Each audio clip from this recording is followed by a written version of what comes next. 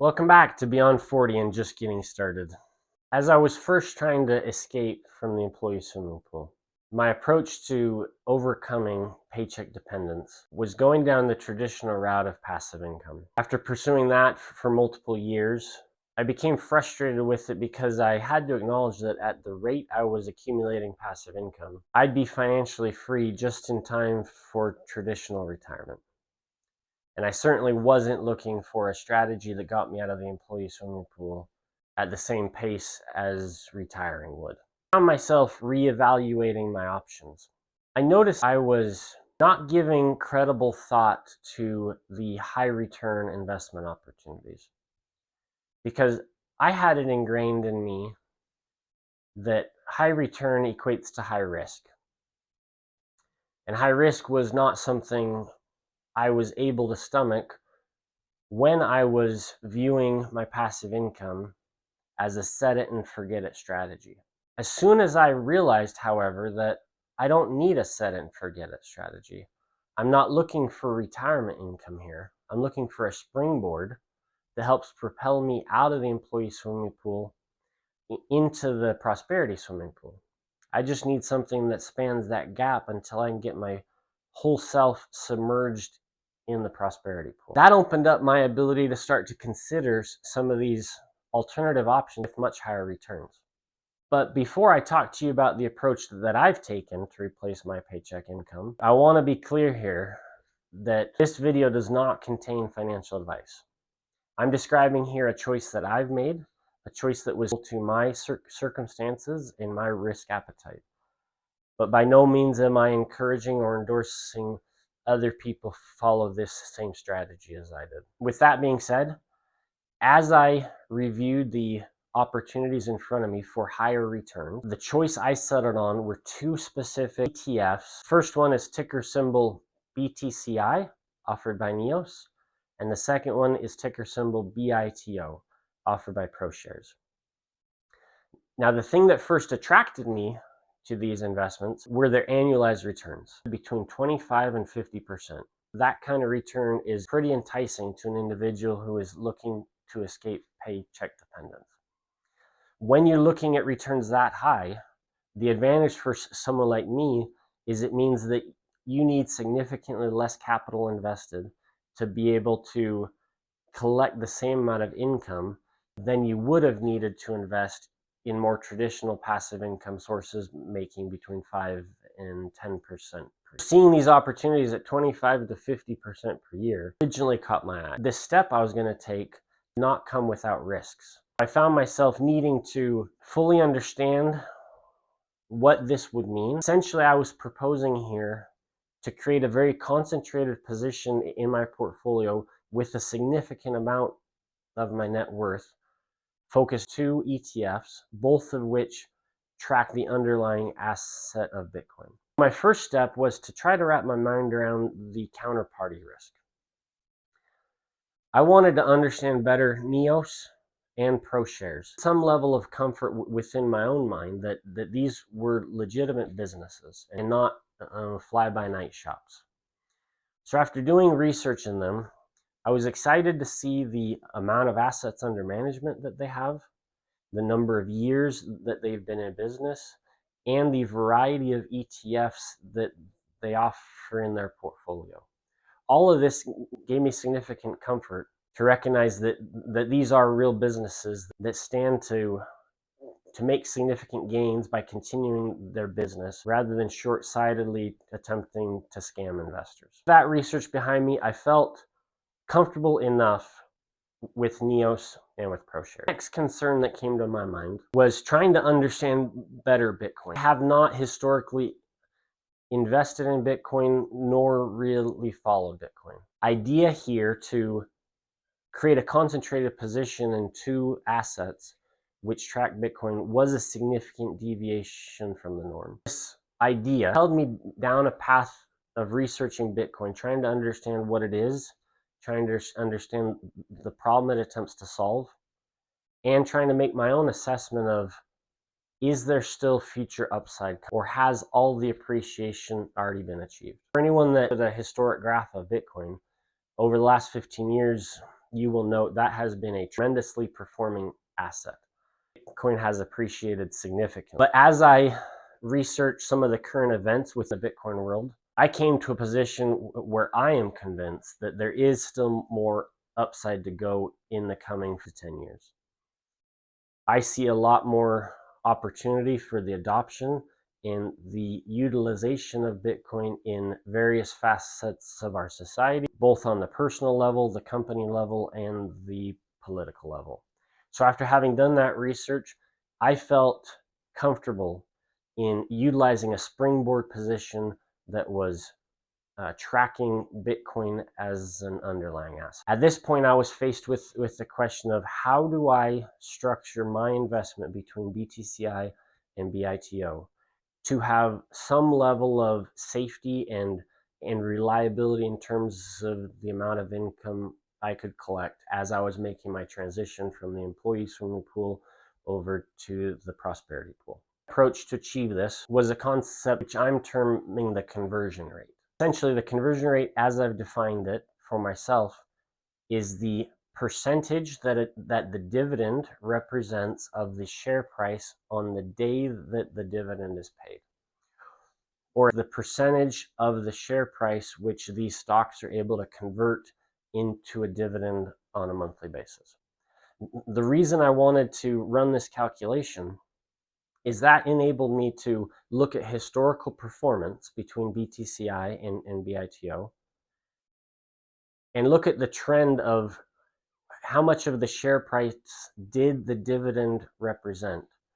This gives me a means to model forward and essentially run the calculation of how much money then do I need to invest in BTCI and BITO going forward to be able to cover my expenses. So I ran these historical numbers.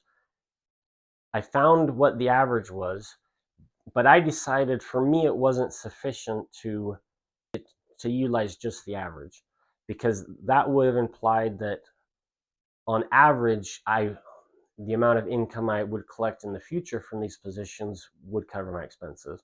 But that means that for every month that I cover the expenses, there likely will be a month where I don't have sufficient to cover my expenses. I decided on what I consider was a conservative conversion rate, a conversion rate less than what the historic average was. Have some reliability that the income I collect in the future will usually exceed what my expenses are. Trade-off here to be acknowledged is that because I used a more conservative conversion rate, it has required more capital into these positions than I otherwise would have needed to. But that was a trade-off I was willing to make to ensure a little more stability in my means to be able to cover my expenses. For a more detailed overview of how I calculated conversion rates and what those actual conversion rate numbers are, I encourage you to visit my Substack post talking about this topic. After having selected the conversion rate which I wanted to view as conservative, the other step I took to ensure some stability and of this springboard which I was creating was that in looking at the historical data, I realized that BTCI's volatility of its conversion rate was much more tame compared to BITO, meaning that BTCI's conversion rate, or the amount of dividend it pays per month compared to the share price, is more predictable, more stable, more dependable compared to BITO. BTCI's historical conversion rate has been between 2.2% on the low end and 2.7% on the high end, whereas BITO's conversion rate historically has been as small as 0.04% and as high as greater than 7% per month. Looking at that data and in trying to create a more stable springboard for myself, I made the decision personally to allocate 80% of our position into BTCI and 20% into BITO. My rationale there was, by having most of it in BTCI, the amount I can expect per month becomes more stable. But by keeping some exposure to BITO, it also gives me that upside opportunity that when BITO does significantly outperform the conversion rate, which I selected as conservative for my own modeling purpose. In those months, my personal income significantly improves. But in the months where BITO underperforms drastically, that the impact on my income is controlled because it's such a small position of my overall portfolio. With utilizing what I viewed as a conservative conversion rate, allocating more of our position into BTCI compared to BITO, I also went one step further, ensuring I had an emergency fund with which I was comfortable. That way, in those infrequent months, when the income from the combined BTCI BITO is less than anticipated, and when expenses cannot be reduced to match what the realized income is from the portfolio that month, another bucket of money which I can draw to fund my living expense. One final comment on how I'm ensuring that my springboard is durable enough to bridge this time period as I'm making the transition out of the employee swimming pool into the prosperity swimming pool. With my conviction that Bitcoin will continue to appreciate, if we assume that the conversion rates are able to be sustained the years to come, then those conversion rates will be calculated on the then present share price value. And if Bitcoin appreciates, then BITO and BTCI will both appreciate as well, which means that the conversion rate will be a percentage of a bigger number, resulting in my future income be larger than what my present income is calculated to be. I'm trying to ensure that my springboard is sufficiently robust. Now, for any of you familiar with covered call products like BTCI or with futures contracts products like BITO, you will already be aware that these products tend to underperform their underlying asset in a significant bull run. With the history of Bitcoin being a very significant bull run, and with my conviction that Bitcoin will continue to appreciate in the coming years, the argument could be made, why invest in BTCI and BITO? Why not directly own Bitcoin? Someone looking to absolutely optimize the performance of their portfolio, I agree. Investing in Bitcoin directly would be the more prudent move, yes. But my life circumstance is not trying to maximize my portfolio. My life circumstance, I wanted to get out of the employee swimming pool as quickly as possible. And so I was willing to take the trade-off of reduced portfolio performance in exchange for the present income which I can realize from BITO and BTCI. With these investments in place, I am thrilled at the impact that they've had on my life and my ability to overcome my dependence on the paycheck. Over the last years, as I pursued passive income, set it and forget it mindset, it felt like passive income was a dream never really be attainable.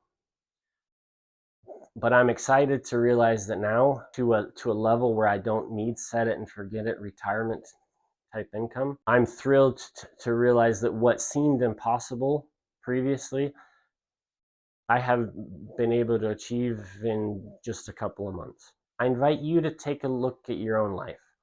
Where are your aspirations misaligned with your reality? What steps can you take today to move your reality more towards your ambitions?